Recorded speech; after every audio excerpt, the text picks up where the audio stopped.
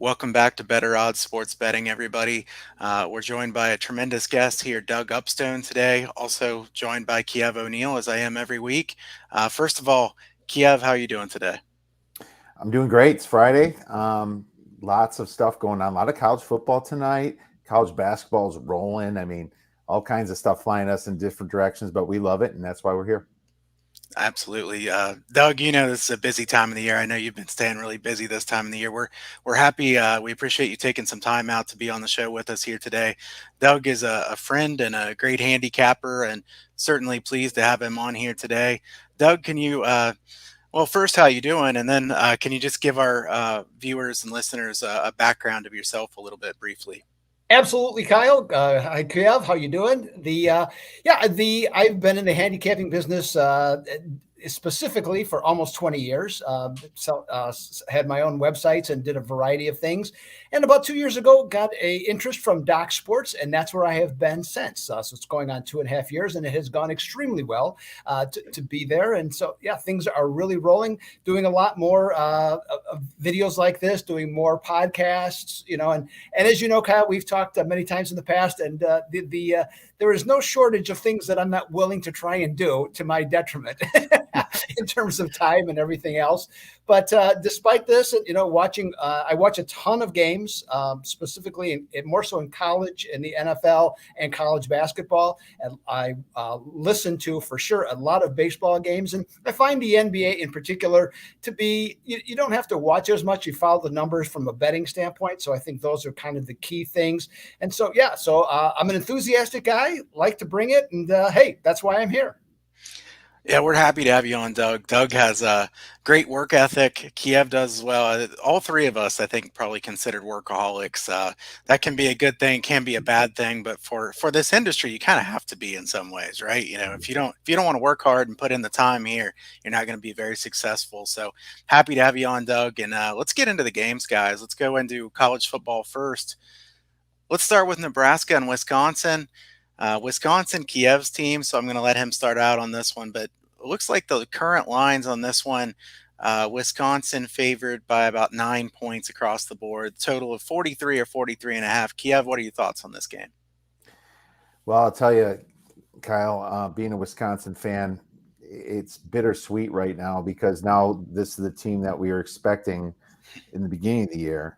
And now they have those three losses that puts us in a horrible situation. I guess we can play the upsetter of Ohio State possibly, or whoever, Michigan, but it's in a way, just being a fan, it's like I knew this team would be here. It's just like, why didn't they be here right away? It's like where they're playing tiddlywinks all summer or something. I have no idea, but this defense is certainly back in full effect here. Jim Leonard is doing an amazing job with the Badgers, and they are ranked number one pretty much across the board in every single stat line on defense. I mean, success rate, line yards, pressure rate, you name it.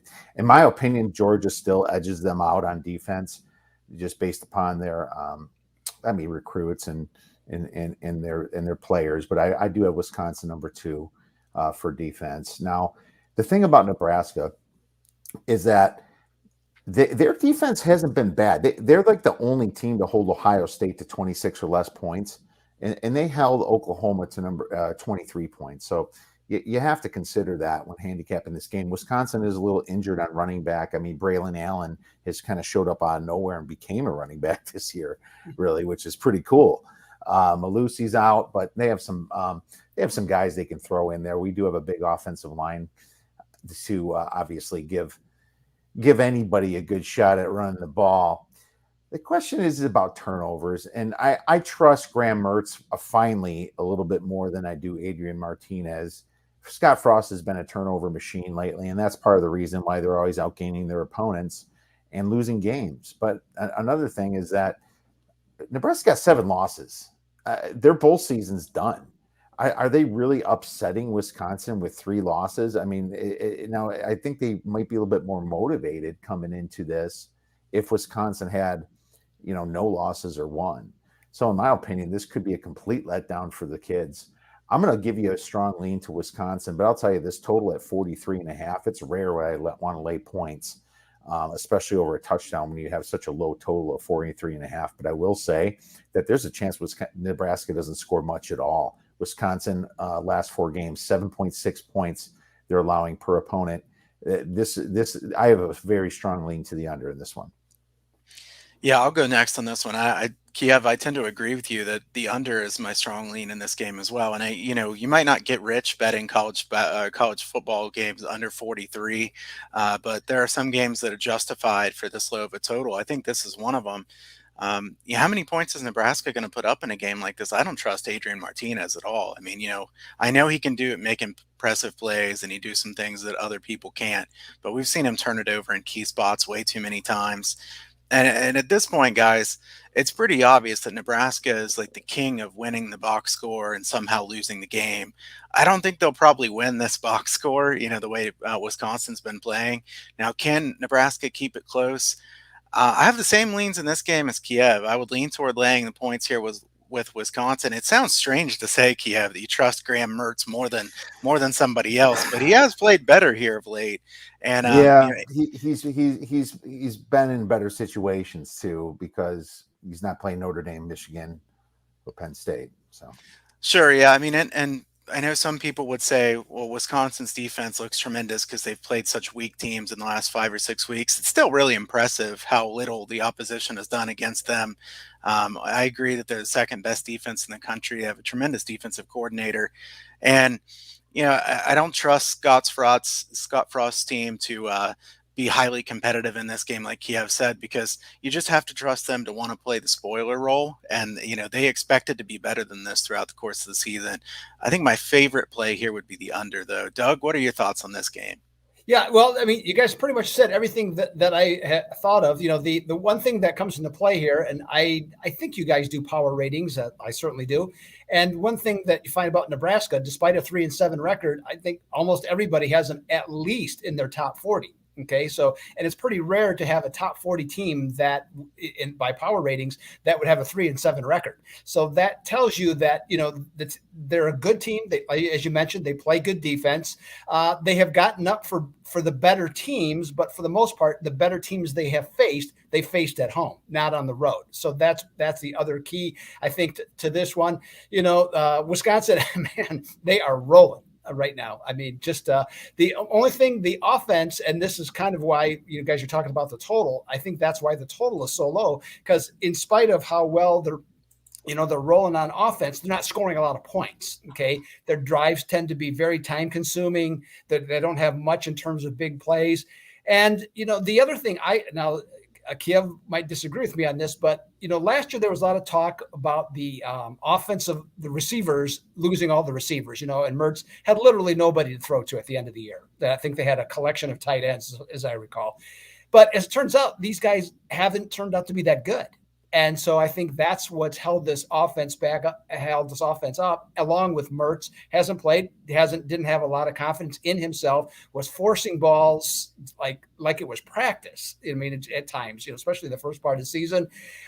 Actually, I have this as one of my plays, at Docs this week. But I will tell you that one thing that I would recommend, and you can pair it with whoever you like, is to put Wisconsin into a teaser, on this one, with it at 9, get you down to -3 with Wisconsin, find somebody else you like, you go through some key numbers. I think that's a good way to go about this.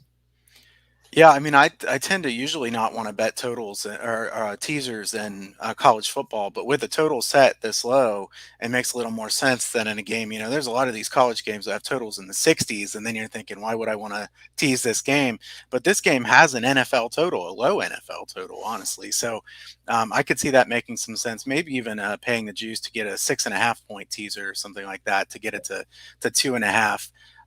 You could even tease this game and include an NFL game with it, certainly, of course. So I think we might even talk about a couple games that I would kind of like teasers. And also, Kiev, do you have any thought on a teaser on this one?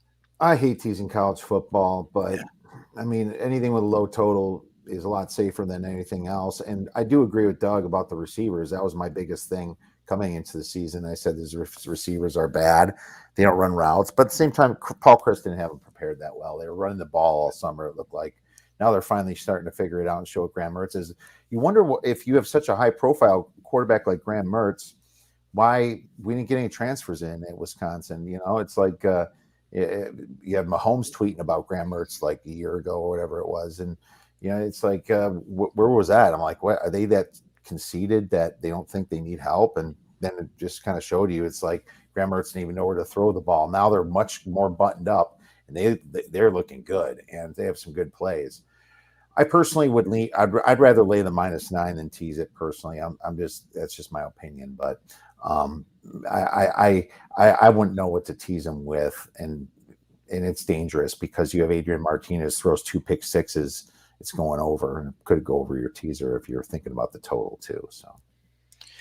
Yeah, guys, so let's appreciate Rob jumping into the comments there, wanting us to look at Navy, East Carolina, and Colorado State and Hawaii. We'll touch on that one here in a minute. Let's go through the other games that we had intended to talk about here real quick, and then we'll get to that one, Rob. Michigan State and Ohio State. I'm going to start on this one. I think it's no big surprise to people who know me very well that I'm a massive Buckeyes fan. Guys, I don't love betting Ohio State games. I think both of you guys know this. I like to just root for Ohio State and not have any kind of betting interest. There's just been a couple times that I bet against Ohio State, the other team getting points. And I have to say that was just not a fun experience. And I believe both times the Buckeyes covered and beat me. And then I just feel torn about it. I hate that type of situation. Sometimes I do play totals on Buckeyes games. I think when it's clicking for this Ohio State offense, this Buckeyes offense is just tremendous. And I think it'd be hard to think of an offense that's better than Ohio State in the country. The wide receivers are so good. Smith and Jigba is considered their third best receiver. For just about anybody else in the country, he'd be the best receiver on the team. I think he'll be a really good NFL player. Travion Henderson is a tremendous running back. He hasn't gotten a ton of carries. I know they're trying to be careful with him, but Henderson is very, very good running back. They have a good offensive line. Stroud's come into his own. Actually, Buckeyes fans were pretty tough on Stroud at the beginning of the season. I remember some of my friends like, we got to get a quarterback. This guy sucks, and here it is. He's the second favorite in the Heisman. Oh my God, you lose to Oregon and all the fans turn on. Yeah, Buckeyes fans are tough, man. They don't handle mediocrity even inside a game very well, that's for sure. But I will say I think it's kind of a weaker Heisman race this year than some years, right? Usually we have a couple guys that's like, it's obvious they need to be Heisman favorites, and this year there's not quite as many of those. But my question is, how's Michigan State going to get stops in this game? I don't imagine Michigan State gets very many stops in this game. They're 100th in passing play success rate allowed. That is not good against an Ohio State team that's really been very pass heavy of late. I would expect they'll do the same here. There's no bad weather in the forecast for this game, so it'll be chilly, but that's it. It is November in Columbus, Ohio, so that's expected. Ohio State's second in the nation in passing play success rate, and they're third in the country in yards per carry, so they can do it either way. Guys, I am still concerned about the Buckeyes defense, though. I don't think the Ohio State defense is good enough for them to go win a title. As a fan, I hope I'm wrong, certainly. This is a pass defense. Even last week against Purdue was moving the ball a lot against them. They were doing a lot through the air. Really hated that I didn't play the over in that game. I kind of stayed away from that one because it's about 15 miles per hour winds here. That usually keeps me off a high over like that. And of course they get to it by halftime, just a really high scoring game. My strong lean in this game is the over once again. I think Michigan State will score points. Kenneth Walker, really explosive running back. Thorne has been better than I thought he would be for Michigan State. Not the amazing quarterback that's just going to air it out on you constantly, but a good quarterback. And I think Ohio State secondary, which ranks 70th at PFF and coverage grade, just not very good. I don't think they're very good to where Michigan State should get some big plays, especially if they're down fairly big late, which I think Ohio State will have the lead here throughout. Michigan State plays quick to try to keep scoring at the end. Tempo-wise, both of these teams are quick. This is a high total, but my strong lean on this game is the over. Doug, what are your thoughts on this game? Yeah, well, you mentioned Michigan State's defense, and the types of stats that you're looking at are a little more sophisticated. I'm looking at more of the meat and potatoes, and they're last in the country in passing yards allowed. Okay, and they're going up against the number 6 offense in passing yards. So right off the bat, how do they get any stops? Now, Michigan State, the only way to me they stay in this game is that it have to go with a physical running game. Now, you mentioned about the Ohio State pass defense, and I think part of the problem, I'm not saying this is the entire element, but the run defense has improved dramatically. Now, some of it has to do with the competition, because the first two games they gave up over 200 yards to both Minnesota and Oregon. Since then, they've given up 75 yards per game rushing. Okay. Now, again, part of it's the competition. Michigan State's going to bring some heavy physical load to this game to run the ball. So we'll find out. And for you as a fan, you'll find out what their prospects are the next 2 weeks to do something.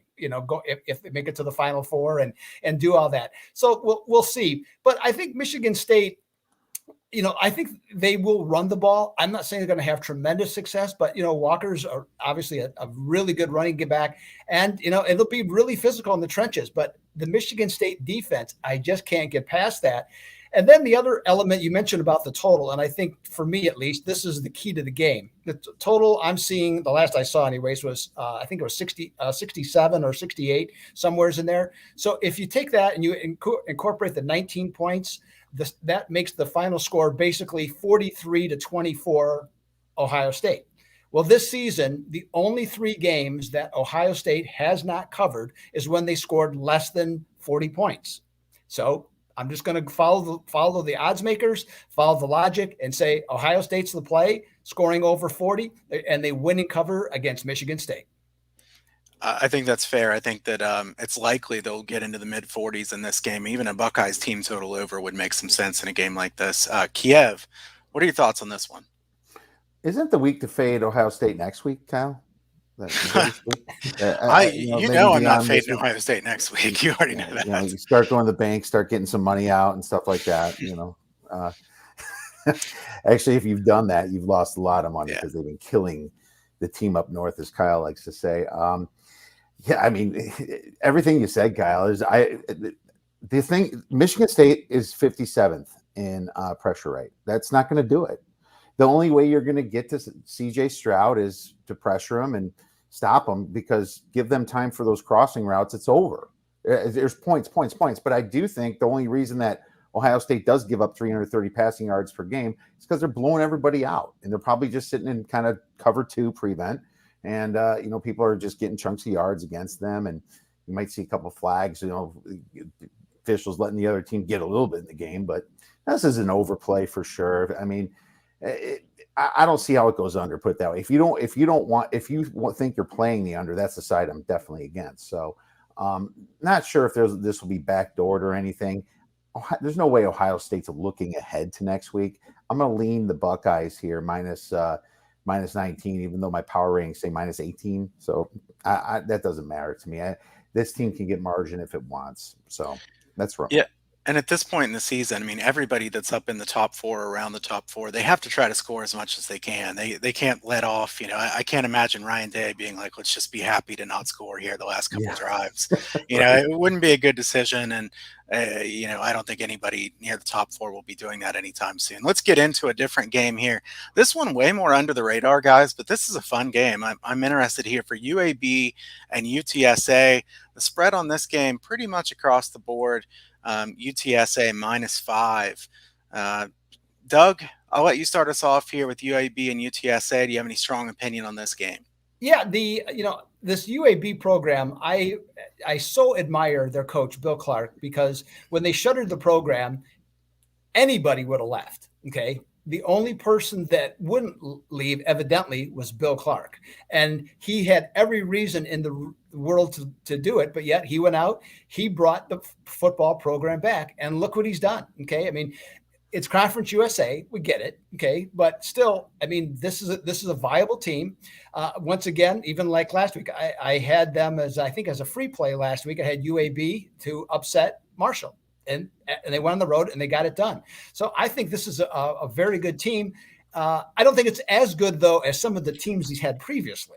Okay. Now, so, I mean, 7-3 record strong. Yes. But UTSA, I mean, I remember last year, when there was nothing on, and the only college football games that we could watch was Sun Belt games, or I'm sorry, either was Sun Belt and Conference USA, and that was it. And so UTSA was on, I think, once or twice to start the season, and so it was like an introduction. And you couldn't help but from watching them think, wow, this is a pretty interesting brand of football this team plays. And they had some talent and didn't win a ton of games last year, but it set the foundation for this year.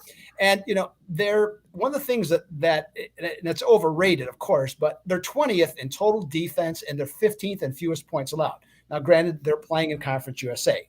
We accept that. However, that's still far and away the best, in that conference. When I look at this game, I really want to take UAB, but I just think I would want them at 7. Okay, because the Roadrunners offense, I think, is just a little bit too strong. It's certainly better than what UAB has. And so with that in mind, I'm going to say to take the Roadrunners of UTSA to get the job done at a number I think that's very manageable for them to cover. Kiev? It's good analysis. Yes, the thing for me is, remember, Kyle, before the season started, I said I'd like UTSA, but so does everybody else, and they're like 3-1 to win conference because I thought I was going to get some massive number on them, and I was like, well, Jesus, this is the one team that the market had right. They really did. Now, what I will say is Conference USA is, probably the worst conference, I would have to think, with some of those really bad bottom dwellers there. But UAB has owned this conference. Are they going to let UTSA off easily here? If you're thinking from a creative standpoint, I can't think that they would. I have a couple conflicts in my head going on in this game, and I do have a short list of betting UAB, but I'm not loving the number because my UTSA is -6. I have UTSA -6. It's 4.5. I think it's 4.5. I don't know if it's went up. So, but the matchup, UAB can have some success through the air against this team. I believe that UAB has a better net yards per play by 0.34 and a little bit of a harder schedule because they had the Georgia, and UTSA got by a pretty bad Illinois team. I think they were losing that game for a little while. UAB's got the advantage passing the ball 9.3 yards per attempt. UTSA gives up a modest 7.8 yards per attempt. So I could see how UAB covers this completely, whether it be backdoor style or just straight up a very close game. So I'm going to wait. And it's not like I care if I miss this one, but just because I hate going against my power ratings, but maybe it does get to 6.5, and I'll make a play on them. So that's my thoughts here. Yeah, guys, I think the point that Rob brings up here at the bottom of the screen, you think UAB is going to throw the ball more from the start because probably have trouble running against UTSA is kind of a big key to this game because UAB is usually a run-heavy team. Yep. But UTSA cannot stop the pass, and they are great at stopping the run. So is UAB willing to kind of change the way that they play? And this is a team that's running the ball in UAB 65% of the time. They don't want to run the ball 65% of the time in a game like this. A couple things about this game I think are interesting too. Similar strength of schedule from both these teams, but UAB does have a better yards per play margin on the season. UAB is +2 turnover margin, UTSA +11 turnover margin. So that has a lot to do with UTSA winning games by so much. I really don't want to bet against Bill Clark. And I echo exactly what Doug said there at the beginning. In fact, I think Bill Clark might be my favorite coach in college football, including Ryan Day, which I like Ryan Day a lot as well. But, I can't think of somebody else who would have stayed. Like Doug said, who else would have stayed at UAB through all that? You have to give the guy a ton of credit for that. And immediately he turned the team right back around, even after that break. And they were very good right away.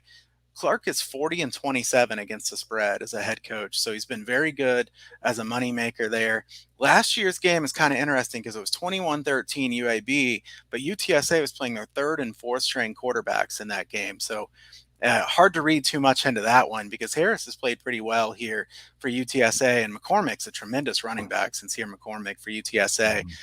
I don't want to bet this game because I kind of wanted to bet UTSA when I first saw the line and based on my power ratings, like Kiev said. but I don't want to bet against Bill Clark. So this is going to be the one that I'll just completely pass on of the ones that we talk about here today. And guys, let's touch on real quick the other games that Rob mentioned there. Navy and East Carolina. We can make this quick because we got several other games to get to. But Navy, East Carolina. East Carolina just won that game last week outright. Kiev, didn't you have East Carolina in that one from the show? I did. There you are, Kyle. Yeah. I actually forgot myself. I got one of those to win outright, and I think it was like a plus 170 or something like that. But I mean, I'm glad you brought this up because I looked at this game and a couple things. It's senior night, I believe, at Navy. They haven't lost a senior night in weeks. I mean, they're a 4-point dog here, but there's also the fact that East Carolina, if Cincinnati loses this week, they play Cincinnati next week. They could actually be the one representing the American Athletic Conference in the championship game. Literally, I wonder if that's on their minds. I mean, because they're not out of it yet, and we don't expect Cincinnati to lose to SMU, but crazier things have happened. So that's the caveat. That's all I have to say. Yeah, Doug, do you have any quick thoughts on this one? Yeah, and this was on my list of games, and the team that I had was East Carolina. That's who I liked. I absolutely love how they're playing. Their offense is really solid. Defensively, they've made some real improvements once they got into conference play. So that was a big push for them. The concern I have, and the reason that I backed out of it, Navy is still not very good, but they're not nearly as bad as they were last year, or even how they started the season. And the one thing that Navy can do, they can play keep away. And so with that being the case, and then if a team, we've seen it before many times, teams get nervous when they don't have the ball, if they're used to scoring and trying to go up and down the field. And if they're not getting on the field, for 7-8 minutes at a time, and the number of possessions really gets limited, they get jumpy. So I would have a slight lean with East Carolina, but if Navy covered, it would be no surprise to me. Yeah, I'm a lean Navy. So there you go. I mean, I think they do cover this. I don't know if they win it, but I have to lean just the way that, like Doug said, that they control the possessions and they'll slow this game down. This game is going to mean a lot to Navy, and East Carolina isn't a letdown spot, even though they're not mathematically out. I'm gonna lean the Navy here slightly as well, based on the fact that Navy beat them last year when Navy was that bad. Navy beat them 2 years ago badly. They've been able to run the football in East Carolina, and the thing about this that is kind of important to me is East Carolina is a really good pass defense. They've been very good against the pass, but that makes no difference in this game. Navy's not going to pass anyway, so we know they're just going to run every single play. So can they stop the run? I know Houston, East Carolina's head coach, has seen the triple option a lot, but they haven't been able to stop it the last couple of years. I would lean Navy in this game. And the other one that he brought up, Colorado State and Hawaii, I don't have any lean on this game whatsoever. I will say Colorado State's a team that is just kind of confounds me. I mean, they're not well coached. I don't like Adazio. His questionable, to say the very least, decision-making late in some of these games has really hurt his team badly. And Hawaii, as far as, Hawaii, I don't like betting Hawaii games. I feel like really strange things happen in Hawaii games, both in college football and college basketball. But I don't even have a lean here, guys. Do either of you have anything on Colorado State and Hawaii? Go ahead, Kev. Both teams at 7 losses, both out of bowl contention. Does that hurt Colorado State going to Hawaii more? Maybe the kids want to go out a little bit. I don't know. I would say that I would think that and maybe lean to Hawaii. Yeah, I just see you mentioned Colorado State with a bad coach, and Hawaii's situation isn't any better. If you're how you win in Hawaii, you have to be able to throw the ball. If running the ball is part of the offense, but the main thing is you have to throw the ball. That's always how it's been, and whenever they've had success, that's how it's been. Then the run game comes off the pass. Right now, they're doing absolutely nothing of any consequence. Their offense is mediocre. Their defense is special. I would recommend a pass on this game myself. Yeah, so would I. So I think we're in agreement here that this game's a good pass. Guys, let's switch over to the NFL side. I know, both of you guys are great NFL handicappers, and I love getting your guys' insight on these games. And we're going to talk about what I think is the best game of the weekend first here, the Cowboys and the Chiefs. The line here on this one, I believe 2.5, right, for Kansas City. I'll pull this up as we're looking, as we're talking, 2.5 and 56.5. Wow, this total is just jumping and jumping. I can't blame anybody for wanting to bet an over between these two teams. 56.5 is a high number, certainly. Doug, can you start us off here on this one?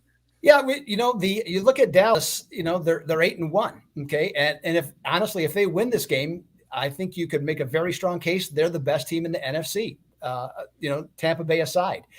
The thing that I like what they have done is that they have just been able to run the ball, have a tremendous offense, and their defense. I'm still not sold on their defense as being great, but I still think it's more than good enough, and they make plays. And in the NFL, let's face it, the NFL isn't so much anymore about the number of yards you give up, okay, and stuff like that. Oh, there's some importance to it, but it's not as big of a deal. The thing is to keep the points. Okay. So it's about scoring and giving up points. And that's how the league has evolved. So statistics, I just find mean a little bit less in the NFL compared to what they used to. Now, Kansas City, well, let's put it this way. If I was the Raiders, the Broncos, and the Chargers, I would be very angry with myself right now because they had an opportunity, each of them, to take control of this division when Kansas City was playing awful. That is not the case anymore. Kansas City's not the Kansas City previously, at least at this point, but they've won 3 straight. They're getting much better in their last 3 games, or actually, no, it's since the debacle against Buffalo. That's what it was. They've given up under 100 yards rushing in each contest and only 220 yards passing. So the defense is definitely coming around on this one. As far as the game itself, I think the odds makers did the perfect number at 2.5, because one thing it does, if it goes to 3, that's going to bring in a lot of Dallas money. Okay. Right off the bat. But at 2.5, Chiefs fans kind of go, is this really the right? Why are we only 2.5? We're normally a 3 or maybe even a 3.5 point favorite at home. So why is the number so low? So I think it's just like the perfect number to be at. So myself, I'm going to lean with Kansas City on this one just because the number is in a favorable position against Dallas. But again, if Dallas came in and won the game, actually, that was my initial thought, is that was the case. But, when I started going through everything, I walked it back because the situation seemed to favor Kansas City at this point to me. Yeah, Doug, I think those are all good points. And Rob, we appreciate your kind comments there on us being must listens for handicappers.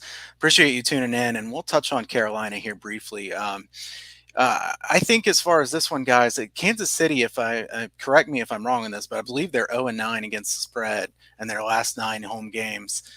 Kansas City has not been covering numbers in general. Obviously, they've been highly rated, and then in most games they've been favored, and then win by less than that. This year they've been struggling in general. My question is, does Dallas switch their defense for this game? Because we've already kind of seen what Kansas City does and what's been able to slow Mahomes down this year. It's those 2 high safeties, take away the deep. The Raiders were unwilling to do that, right? So the Raiders already knew what's worked against them, but Gus Bradley, I believe it is was unwilling to change the way he goes about it because, that's just the way I play defense. Well, that's fine. Then Kansas City just go ahead and beat you. Dallas does not play the 2 high safety defense usually either. And although Diggs has been very good at intercepting a lot of passes this year, if you look at his coverage grades, really, he's not a great cornerback as far as just straight coverage grades. He takes a lot of big chances. It could be dangerous. I mean, he could certainly pick off Mahomes. It wouldn't surprise me, but it also could be dangerous for him. As far as this one, guys, I think I lean Dallas in a teaser, because you get Dallas up above 3 and 7 in a game that I feel like should be very close. I think this would be a back and forth type game. I would have kind of wanted to bet the over, but 56.5 is too high for me in this one. I think you could make a good argument that Dallas has the best offense in the NFL at this point. Tampa Bay is really badly banged up right now, certainly. So, I don't know. This is a tough one for me. If Dallas was 3, I'd have to take Dallas in this one. At this point, I'm going to stay away from this game. Kiev, do you have anything on this one? Well, we covered this one very, very substantially this week, but there's just a lot of different angles that can happen. I mean, is Dallas going to kind of sit back and let Kansas City kind of chop them up through their zone and just get chunks of yards? I mean, if that's the case, I can see Dallas run the football too, and this game slowing down and not even hitting the total. You know, the total's high at 51. But at the same time, you know, I mean, Diggs takes chances, and everyone talks about he's such a low grade, but he always gets the interceptions because he's jumping routes, and it all depends upon Dallas's pressure rate. Dallas's average pressure rate.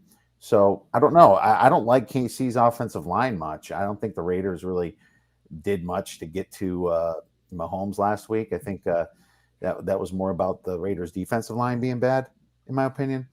I think if you over pursue Mahomes, he just takes off running. Does Dallas know that? At 3, I would definitely take Dallas, but at 3, I would take Kansas City. You know, I would. It's just a numbers game when it comes to this. It's a perfect spread, in my opinion. I have a small lean to Dallas because you're getting 2.5 points, but Kansas City. What do you believe? This is about what you believe. Do you believe Kansas City the last 6-7 weeks, or do you believe Kansas City the last 3 years? They definitely have a coaching advantage for their head coach here. I'm still not buying into McCarthy yet. And I think he's just kind of like victim of circumstance. Dallas is loaded.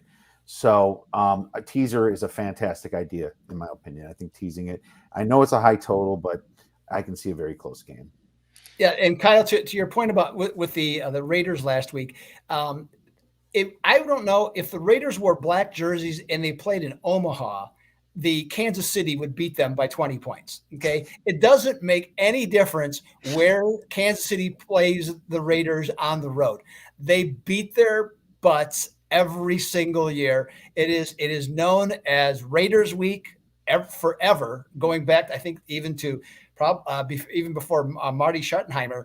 I mean, they just kick their butts all the time. And so I almost dismiss that, you know, in terms of how that played out, because it wouldn't make any difference. They destroy them continually. But, you know, it's an interesting game for sure. And, you know, and so that's what we're looking for late in the afternoon. I think we're going to be satisfied to see what takes place. Absolutely. I'm looking forward to this game. And I just have to give a quick mention of Desean Jackson with where he stops running when he's out in front of everybody and that turns into a turnover. My son's kind of watched that play on repeat, just wanting to laugh at something. It was just pretty funny. You know, it just kind of does seem like the Raiders against the Chiefs, like you said. I know last year the Raiders played better against the Chiefs, but that was kind of a weird season where there's not fans and stuff like that. And then it went back to how the Chiefs just kind of dominate them here this year. You know, this is a fantastic game, Kansas City and Dallas. I'm really looking forward to this one. But let's get into a game that I think is probably not quite as exciting, but still, you know, I mean, we look for betting value, whether it's an exciting game or not. You guys know that. Some of my favorite games are usually the ones that are not on national TV or are talked about as much. Let's talk about the Steelers and the Chargers. Now, I imagine some people, you know, in the NFL wish this would have been a better game based on the time slot it's in. I don't think it's been announced whether Mason Rudolph or Big Ben will be the quarterback here, right? No, it really hasn't, and that's why we always cover the Sunday night and the Monday night game, so we have to cover it. But I don't have a lot because I need to know more about that. And now Minka Fitzpatrick has COVID, and so was he vaccinated? Does he get the 24-hour deal? I don't know, and I think that Najee. See, here's the thing: my heart wants to bet the Chargers, but my brain kind of doesn't. And the reason that is because if the Steelers are smart, they run Najee all day, you know, and do some stupid bootlegs with Rudolph or whoever. I mean, the Chargers have the worst rush EPA per play and the worst rushing success rate. This could be a completely time-controlled game. The Vikings showed some of that last week against the Chargers. I mean, the Chargers are hot and cold. They go for it on fourth down. They're so erratic. I'm not betting it. Yeah. Doug, you have anything on this one? This is a tough game, to be fair. Yeah. Well, for me, to be perfectly honest, I actually really like one aspect of this game, and it's one for me that's rare. Kyle, you're well known for your totals and stuff like that, in a variety of ways, and that's what I like here. You know, it doesn't matter to me who plays quarterback, Rudolph or Roethlisberger. This team this year is averaging 19.7 points per game, 26th in the NFL. At the same time, the Pittsburgh defense has been pretty solid, giving up 20 points per game. As Kiev just mentioned, the Chargers have no run defense, and they pretty much don't have much of a run offense. So if they don't have the ball, Pittsburgh has the ball. How does Justin Herbert score? And as we've seen the last few weeks, despite all the accolades for Justin Herbert, right now he's not Dan Fouts or even Phillip Rivers. Okay, they're averaging 19.2 points per game in their last 4 games. The thing, though, this that has me sold on everything besides what I just said about Pittsburgh potentially controlling the game. Pittsburgh on the road. You guys ready for this? 38, 11, and 1 under in their last 50 on the road. And then when we have the total is sitting at 47, and the drill down from that number is Pittsburgh is 11 and 2 under away when the total is between 42 and a half and 49. Add in the Bolts are 6-0 under when they have rushed two consecutive times for 99 or less yards. I'm going under 47 in this one. It's a convincing argument, guys. I like Doug's thoughts here. That's and as Kiev said too, Kiev. I mean, Pittsburgh would be wise to run the football and try to take a bunch of time off the clock. And if they do that, they probably have some success against the Chargers. But if they score, it's probably not going to be very quick. It's going to take quite a bit of time off the clock. We see moving clock, maybe even some field goals. You guys know that if you want an under, you want the team to have some success. You don't like the quick 3 and outs and a punt. You want some success and then punt it deep or kick a long field goal or something like that. I think there could be some of that in this game. So I'm going to have to look at this one a little bit more. I think that's an interesting argument for sure. So let's talk about the Giants and the Bucs, the Monday night game. So Daniel Jones, Tom Brady. I know the Bucs are really badly banged up. I don't know how many of these guys are going to be back this week. Godwin questionable, I believe. Gronkowski, I think it looks like he may play based on what I've read. That's a pretty key thing to this game. Obviously, the Bucs are favored by 10.5 in this one, guys. And I'm going to start off by saying there's an NFL angle that I've followed pretty closely over the years. Teams with a 2-game ATS average of -11 against the spread or worse in their last 2 games. So -11 against the spread and a 2-game sample size have gone 501 and 392 in that third game. That's the Bucs in this game. So it'd be laying the points with the Bucs. It's 56.1% since 2005. Now I have to tell you, I don't like laying 10.5 points. And I think the Giants defense is at least serviceable.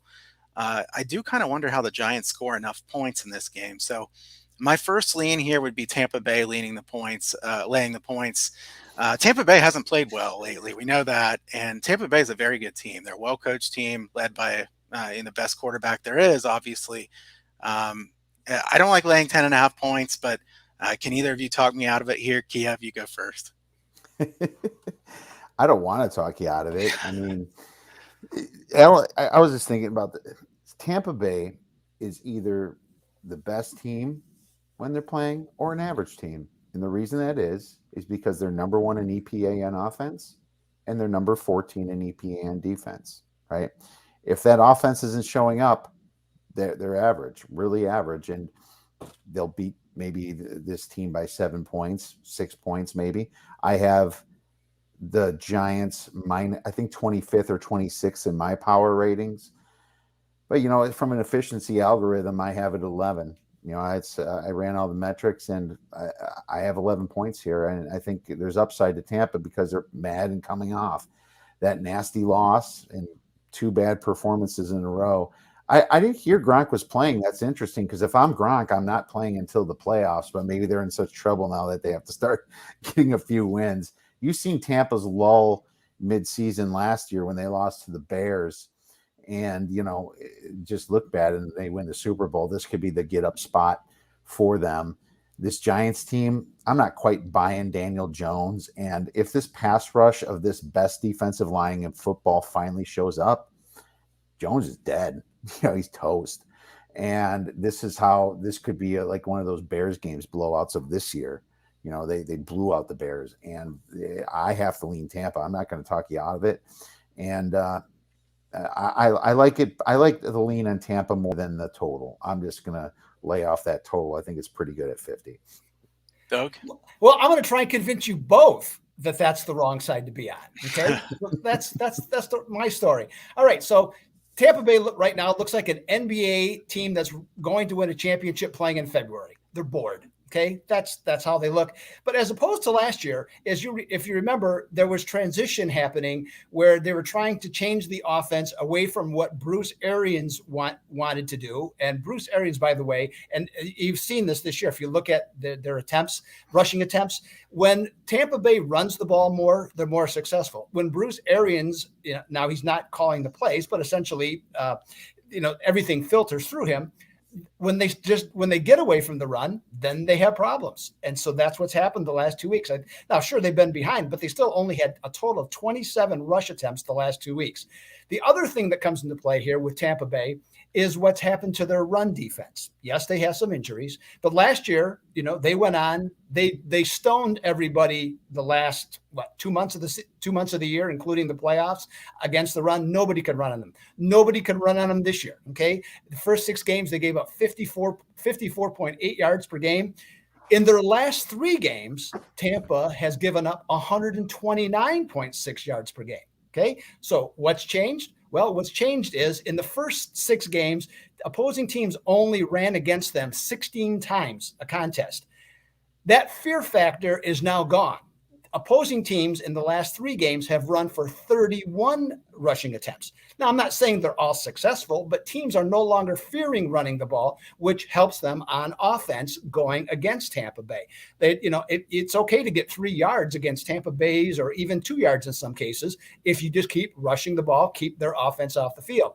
Now, I like you guys. I'm not sold on Daniel Jones, but he has improved. And part of the reason he's improved, and I think this is the kind of quarterback he's going to end up being, like a lot of them are, is that you have to have a running game in order to be successful. The Giants have run the ball better in their last 3 games.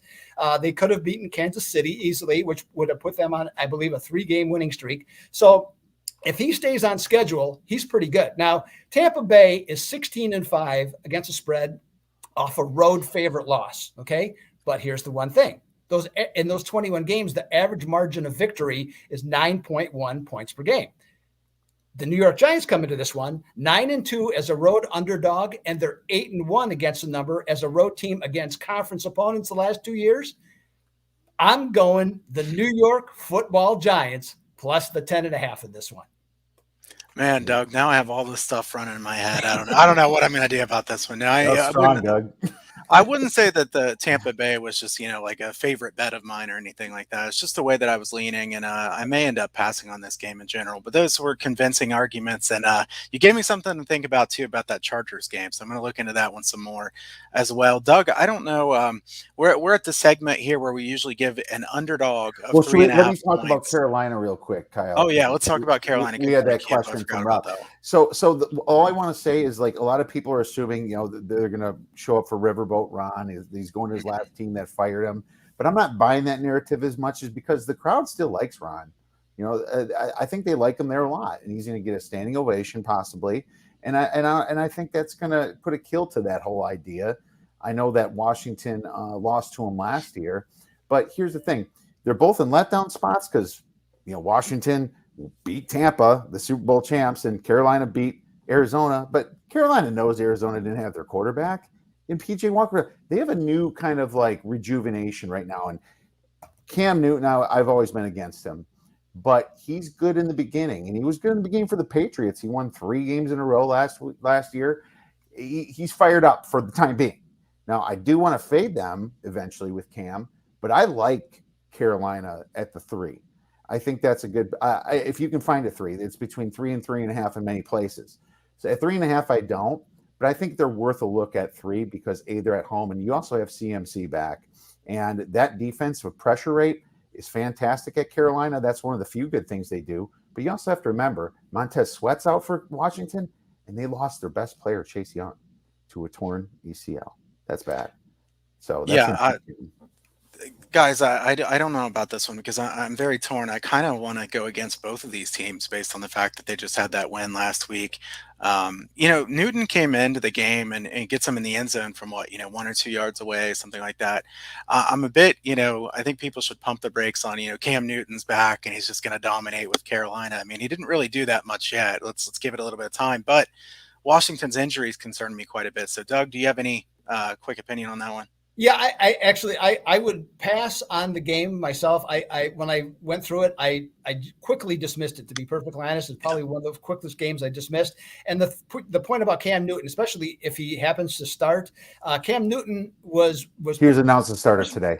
he was announced as a He was starter. announced today. Okay, well then, if that's the case, then I might actually look towards Washington to be perfectly, if, at least as a just giving out a free pick, because Cam Newton, we have seen he is done as a starting NFL quarterback. As a specialized player inside the 10-yard line, okay, where he can run or pass, he has some value.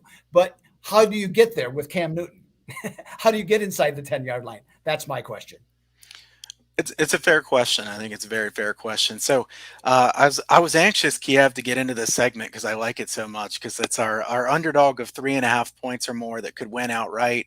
Doug, no pressure on you to give one if you don't have one ready. Actually, Washington might be his if you think it can be college football or an NFL one. But Kiev, I'm going to let you go first, but don't steal mine this time, okay?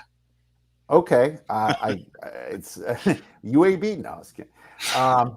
We're looking here in the ACC, my friends, and I think that's all I had to say because you know where I'm going. Yeah. The team that's been overlooked by the committee, the team that might have the best offense, well, one of the best offenses, let's just say top 3, top 5 in college football, and that's the Wake Forest Demon Deacons here being a 4.5-point dog at Clemson. And I'll tell you right now, everyone keeps expecting Clemson to come back, but you have to remember they had a ton of injuries this year.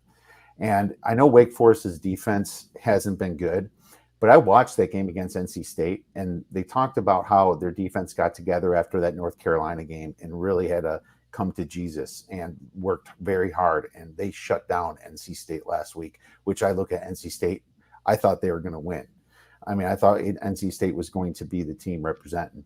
Right now, Wake Forest, coming into Clemson, and every single person is licking their fingers now, looking at how bad Clemson's offense is and how bad Clemson has been at moving the ball. You're looking at a great offense against a very good defense. I'm not going to say a great defense. I'm going to say very good. They're not as Venables' defense is not as good as it's been. And then you're looking at a bad offense against a pretty bad defense. And then you have 4.5 points here. 4.5 points is too much, in my opinion. Maybe 3, you wouldn't get involved, but I like the fact that they have a shot at winning this game just because based on Clawson's offense. I love the way Clawson's coaching. I think he should probably get a great job or a big paycheck after this year. I'm going with Wake Forest plus 170. Kiev, there were 2 of them I was looking at and kind of considering back and forth, and this was one of them. So I'll take the other one. I'm going to go with Louisiana against Liberty here this weekend. I think that's a game that could go either way. 50-50 game, and you're giving me plus 160 on the money line here with Louisiana. Napier's a really good coach. Obviously, so is Hugh Freeze. Yeah, I think this Louisiana team has been a bit inconsistent this year, but their upside is very high. I think they could win a game like this. And like I said, I'm trying to take a money grab on a plus 160, plus 165 in a game where I think it should be, plus 100. I like Kiev's as well, obviously, with Wake Forest. And Clawson is 46-34 against the spread as an underdog. So he's been a good moneymaker as an underdog. It makes sense to take them plus 4.5 and put some of it on the money line as well. Doug, do you have an underdog that might win outright? This was the one question I didn't get answered from you guys, so I'm little caught off guard here. So I was scrolling through. I thought to myself, we should have said something. I like Louisiana, and then Kyle started talking, so that took that out. So I'm going to go. Well, I bet them earlier this week, Kyle. So there you go. I'm going to go a different direction. Am I 100% convinced they can win outright? No, but do I think they have a shot? I'm going to go with yes. Okay. And that is the Jacksonville Jaguars hosting the San Francisco 49ers. 49ers played, a fantastic game. Okay, against the Rams. They were so physical and they just beat their butts for all 4 quarters. But as we've seen with San Francisco, they go up, they go down, they go up, they go down. So now they have to travel. I'm not a big person about the early start times anymore. I think it's less significant than it used to be in the NFL. But it's nonetheless, it still is an early start time. So that has a little bit of an advantage for Jacksonville. Jacksonville is improving. Okay. They are also honestly, a very physical football team, and they have a good running game. The passing game certainly is lacking. There's just not enough continuity, not enough players familiar with one another in this case. If San Francisco doesn't come to play, as we saw what Buffalo did, okay, I think Jacksonville is nicely positioned. I don't know what I don't know what the money line is on this one, but I would be, if I was going to, as Kiev, I've heard him say, to sprinkle a little money around, okay, I would be inclined to sprinkle a little money around on the Jacksonville Jaguars to get the job done this week. Plus 250 on the money line here in this one. That's a pretty big price. And this is why we bring Doug on, because he's not going to come on here and give some tiny underdog that, is basically almost pick 'em. He's going to go big with Jacksonville here. And I do like that, because, I mean, you're taking a chance, obviously. And I don't think anybody would be shocked if San Francisco wins big, but at the same time, San Francisco has laid some eggs pretty badly this year. Shanahan, I think he might be a little bit overrated as a coach at this point. It's not to say that they couldn't play really well in a game like this, but they've been very inconsistent. If they come with their D or F effort like they have in some of these other games, Jacksonville certainly has a chance. So I like it, and I like the fact that we were all kind of thinking alike too. We're all thinking, "Oh, he just said that one, so I'll have to say something different." One thing I'll say about that is San Francisco is in 3 really bad spots. They're in a short week. They're in a letdown spot after beating the Rams, and they're in a very far travel spot. So there you go. Yeah, absolutely. And guys, a couple things here before we close up. Reminder, you can sign up at BetUS with the code BetterOdds for a 125% deposit bonus. And Doug, thank you for coming on with us today. We really appreciate it very much. Can you let our viewers know where to find your winning information? Yes. Well, first of all, it was my honor and pleasure to be with both of you fine gentlemen today. We've been friends for a while, and through Kyle, that's how I met Kiev, and ends up Kiev and I are in the same city. So that was an interesting dynamic. So that's been good. And we've gone to a baseball game or two and done some other stuff. So yeah, so it was great to be with you guys. Lots of fun, had a good time. Hopefully people got the entertainment, and hopefully I can bring some winners for you. Where do I have my plays at? Doc Sports. Okay, real simple. DocSports.com. At 23-14 in the NFL on a nice run again this season. So got some big plays coming there, and have another best bet along with a 7-play card in college football. So all available at the Doug Upstone page at Doc Sports, and Upstone is just like it sounds. Nice. And guys, I know Doug does some great videos for Doc Sports too, so you can check out his videos he does there. A lot of good winning information. And both Kiev and I would highly recommend Doug's work, definitely. Very solid handicapper, proven winner in the long term betting in all sports in general. I know Doug's great when it comes to football. So check out his information. Kiev, let us know about the odds breakers. Yeah, absolutely. And I know we have some comments, Mata, money line parlay. That's actually, we've hit, both of our underdogs have hit before, me and Kyle's in the past. And if Doug's does, that would be a sweet one right there too. But I echo everything Doug said. It's fantastic to know Doug. I love the fact that he's close to me. We can always go out and have a little bit of fun, watch some games and stuff like that. Doug's also great with the ponies. So if you're looking for something to do over the summer, Doug's got some great stuff for you. Check me out, the Odds Breakers. Always got free information and free plays too. Obviously, people that want to support us and help us grow become premiums, and we give you our premium plays. But we just are happy you're here listening and watching. That's what we really care about, because this is our passion. So thank you very much. Absolutely. Thank you to everybody who's tuning in. You can check out my work at huntersportsfix.com. I'm 43-18 so far this year in college football, so it's been a tremendous season. You can check out my Saturday card. I've already got a couple plays up. We'll be adding 2 or 3 more here today during the day. Check that out, huntersportsfix.com. You can sign up for my free picks newsletter from there as well. I'm also on the BetUS College Football Show, so give that a watch for more of my college football thoughts. And again, guys, we appreciate you tuning in. It's been a lot of fun. Doug, thanks again for coming on. One of these times, guys, I think we might have to have like a meetup in Ohio, maybe go catch a Buckeyes game. Although I'm a little bit worried that the two of you guys might cheer against Ohio State or something. I don't know. What do you think? Maybe like in January or something? Is that a good time? I won't be there. Maybe early September. Okay. Right. No, it's pretty awesome that you guys live so close together, and hopefully we can meet up one of these times and have a group chat or something like that. But Heck yeah, guys, that'd be thanks. awesome. It was a lot of fun, and appreciate everybody for tuning in. Hope we can get some winners for you this weekend, and we'll see you back again next week on the Better Odds Sports Betting Show.